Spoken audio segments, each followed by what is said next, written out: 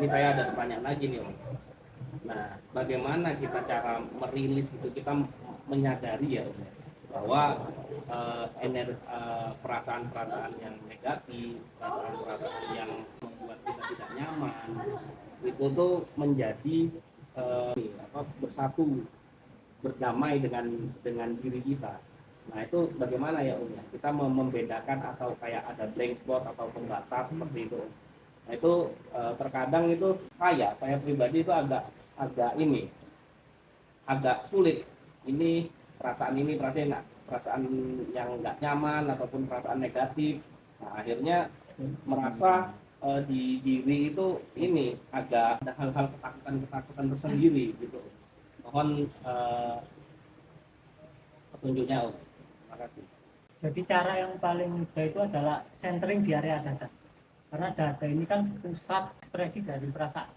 Jadi ketika kita centering di dada akan timbul perasaan-perasaan yang selama ini kita repres.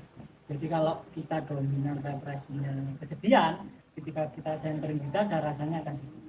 Tapi karena rasanya nggak nyaman dan dari kecil kita diajarkan untuk menghindari perasaan nggak nyaman, lari ataupun menolak, bisa dengan cara mabuk-mabukan ataupun bekerja keras atau banyaklah, atau scroll di HP. Intinya kita lari dari pengalaman perasaan yang sedang kita rasakan.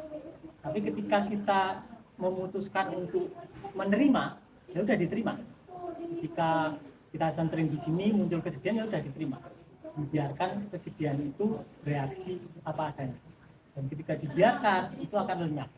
Sama kayak ilmuwan itu bilang bahwa seluruh material yang ada di dunia ini pada dasarnya adalah kekosongan, 99%. Kepadatan itu disebabkan karena atom-atom yang saling berikatan. Nah, bahkan di dalam atom itu pula 99% adalah kekosongan. Jadi ketika kesedihan itu diselami secara total, di kedalamannya ya kedamaian. Jadi nggak ada yang dinamakan kesedihan ketika diselami. Sama kayak ketika ombak sangat tinggi, ketika ombak itu diselami ke dalam, artinya juga laut. Jadi tidak ada yang dinamakan sebagai positif ataupun negatif.